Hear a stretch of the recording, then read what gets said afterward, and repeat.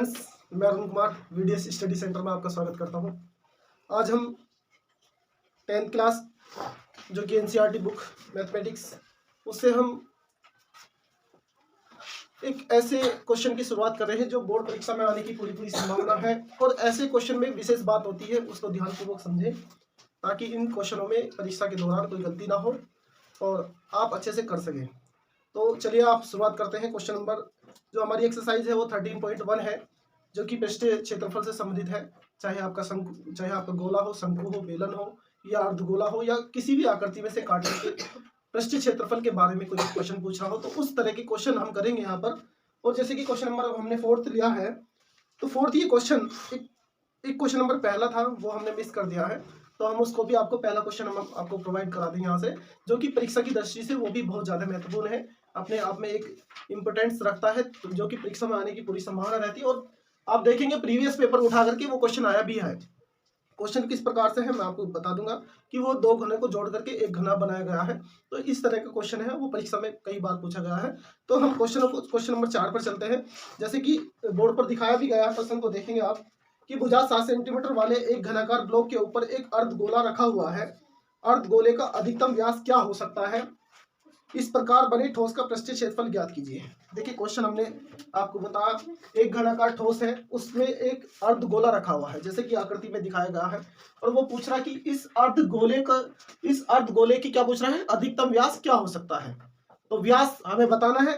तो यहां से यहां तक देखिए ये एक घनाकार है और घन की जितनी भी साइड होती है, जो भी टोटल साइड है वो सारी क्या होंगी, 7 सेंटीमीटर होंगी, जो कि उसकी घन की प्रत्येक भुजा क्या होती है, बराबर होती है, इसलिए ये 7 सेंटीमीटर है। बात करते हैं इसकी, ये पूछ रहा था कि अर्धगोले का अधिकतम व्यास क्या हो सकता है, तो बताएंगे। यहाँ पर क्वेश्चन नंबर 4 की बात करते हैं, तो यहाँ पर लिखेंगे आप अर्धगोले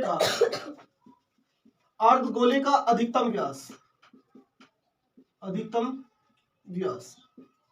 देखिए अधिकतम व्यास, देखिए यहां से यहां तक की डिस्टेंस कितनी है, 7, क्योंकि यहां से यहां तक डिस्टेंस 7 है, तो व्यास भी इसका 7 होगा। क्या होगा, 7। तो अधिकतम व्यास कितना होगा, 7 सेंटीमीटर। देखना 7 सेंटीमीटर में है, तो यहाँ पर हाँ ये सेंटीमीटर में भुजा दी है, तो ये आपकी 7 सेंटीमीटर है, ये भी 7 सेंटीमीटर है और ये भी सेंटीमीटर है। तो इसका जो अधिकतम व्यास होगा वो 7 सेंटीमीटर होगा। बात करते हैं अर्धगोले की त्रिज्या, अर्धगोले की रेडियस, तो r बराबर हो जाएगी 7/2 सेंटीमीटर, क्योंकि व्यास का आधा क्या होती है, रेडियस होती है। क्या होती है, डायमीटर का हाफ रेडियस होती है। तो यहाँ बात करते हैं इसके पृष्ठीय क्षेत्रफल की। तो ये घन, देखिए पहले इसे ओरली समझ लीजिए थोड़ा सा।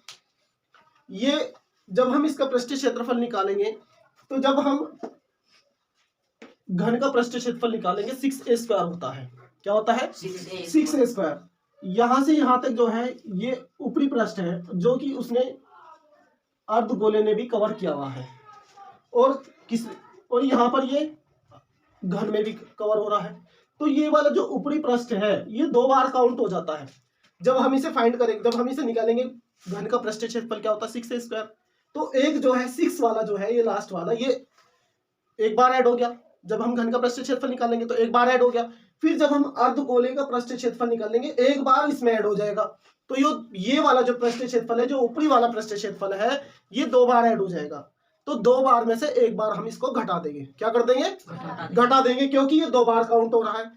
तो होना चाहिए कितना, एक बार। समझिए कैसे कि हमने एक घन है हमारे पास, एक घन ये है, मान लेते हैं कि ये घन है, तो ये वाला जो पृष्ठ है ये इसका भी है और नीचे वाले का भी है। जब हम इन दोनों घनों का पृष्ठीय क्षेत्रफल निकाल लेंगे, तो ये वाला जो पृष्ठ है ये 2 बार काउंट हो जाएगा, क्षेत्रफल इसका 2 बार काउंट हो जाएगा। इसी प्रकार ये गोले में भी काउंट हो गया और ये घन में भी काउंट हो गया। समझ में आ रही बात, नहीं आ रही? तो आगे चलते हैं क्वेश्चन की तरफ। जैसे कि अब हम इसका घन, जो ये आकृति है, तो ठोस का पृष्ठीय क्षेत्रफल, यहां से सॉल्यूशन करते हैं इसका। ठोस का पृष्ठीय क्षेत्रफल, तो ठोस का पृष्ठीय क्षेत्रफल समझ के चलिए। क्वेश्चन में इतना समय इसलिए लग रहा है क्योंकि बच्चे क्या करते हैं, इस क्वेश्चन में क्या गलती करते हैं कि ठोस का पृष्ठीय क्षेत्रफल और अर्धगोले का पृष्ठीय क्षेत्रफल दोनों को जोड़ देंगे, आंसर नहीं आएगा। जब तक आप ये कॉमन वाला पृष्ठीय क्षेत्रफल जब 2 बार काउंट हो रहा है, होना चाहिए कितनी बार, क्योंकि एक ही तो पृष्ठीय क्षेत्रफल है, एक ही तो है, दो तो नहीं है भाई, एक ही है, गोले का भी है और घन का भी है, तो एक है तो एक बार काउंट होना चाहिए, ना कि दो बार। तो हम यहाँ क्या लिखेंगे, घन का पृष्ठ क्षेत्रफल प्लस अर्धगोले का पृष्ठ क्षेत्रफल, अर्धगोले का पृष्ठ क्षेत्रफल, और इसमें से माइनस क्या कर देंगे, आधार का क्षेत्रफल। क्या कर देंगे, मैं इधर लिख देता हूं थोड़ा, आधार का क्षेत्रफल। बात समझ नहीं आई? तो बात करते हैं घन के पृष्ठ क्षेत्रफल की, 6a² होता है, ठीक है। इसकी जो साइड है इस एक इक्वल्स टू कितना है, 7 सेंटीमीटर। लिख देते हैं कि ये सारी साइड जो है 7 सेंटीमीटर की है, और यहां से अर्धगोले का पृष्ठ क्षेत्रफल होता है 2πr², और आधार का क्षेत्रफल होता है πr²। बात समझ नहीं? तो बहुत से बच्चे क्या करते हैं, ये वाला क्षेत्रफल नहीं घटाते हैं, क्योंकि ये 2 बार काउंट हो रहा है, तो 2 बार जब ये चीज काउंट हो रही है तो एक बार घटाना पड़ेगा, ठीक है। तो यहाँ से 6a कितना है, 7 का स्क्वायर, 2π। देखिए हम ऐसे करते हैं, इनमें से पहले सब्ट्रैक्ट कर लेते हैं, सिंपल रहेगा, पर 2πr² में से 1πr² घटा लेंगे तो यहाँ से πr² ही बचेगा। तो 6 और 7 का स्क्वायर 49 प्लस पाई की वैल्यू आपको पता ही है 22/7 होती है, आर की वैल्यू पता ही है आपको 7/2 है, तो इसको 7/2 इंटू 7/2 लिख सकते हैं, क्योंकि आर की पावर कितनी है, 2 है।